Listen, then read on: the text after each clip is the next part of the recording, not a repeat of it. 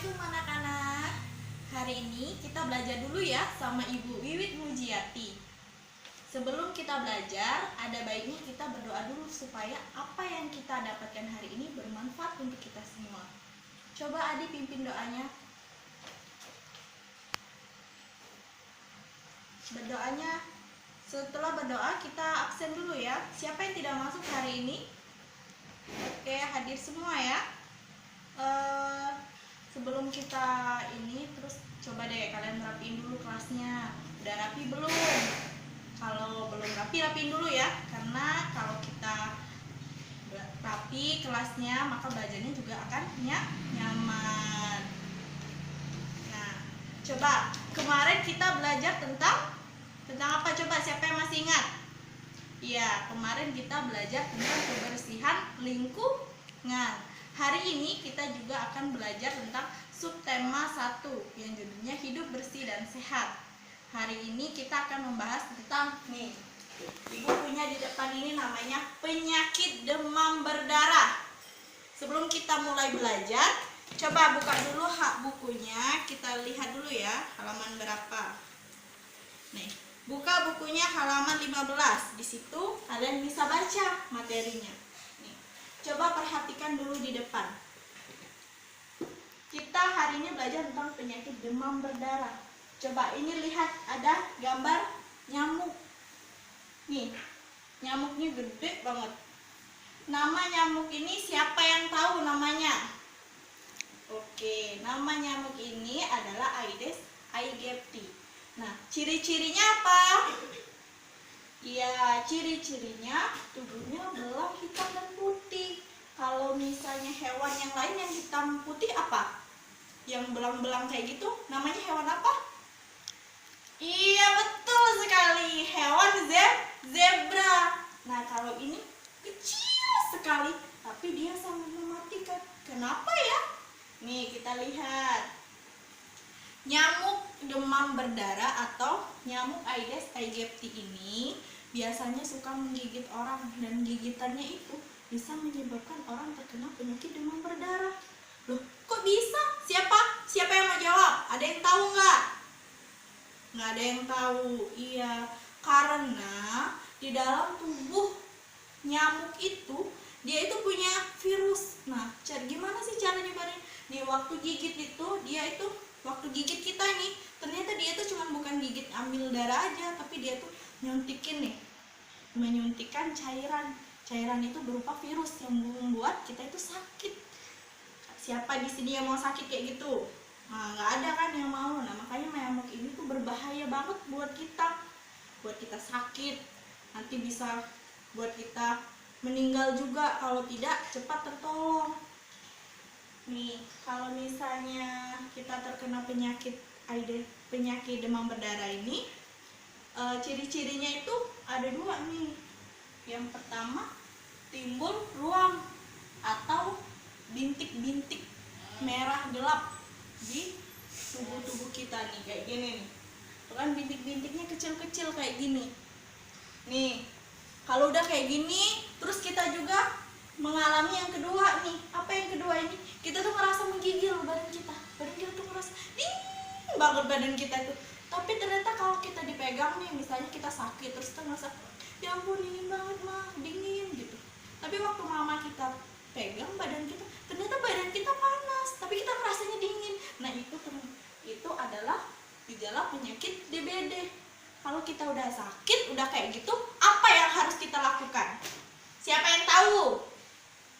Iya, kita harus pergi ke rumah sakit atau di klinik terdekat supaya kita bisa berobat sama dokter. Misalnya kalau kita belum parah, kita bisa dikasih obat, bisa dikasih solusi ini, saran apa aja. Atau kalau kita parah, kita harus masuk ke rumah sakit biar kita dirawat.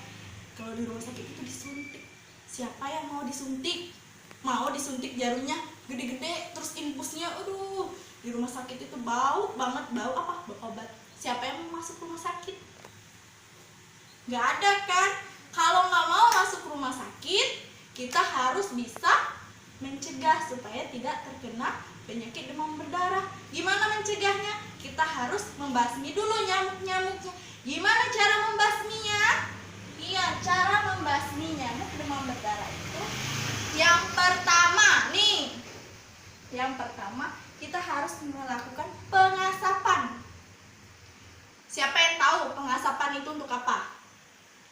Iya, pengasapan itu untuk membunuh nyamuk-nyamuk dewasa, nyamuk yang udah gede, nyamuk yang udah tua.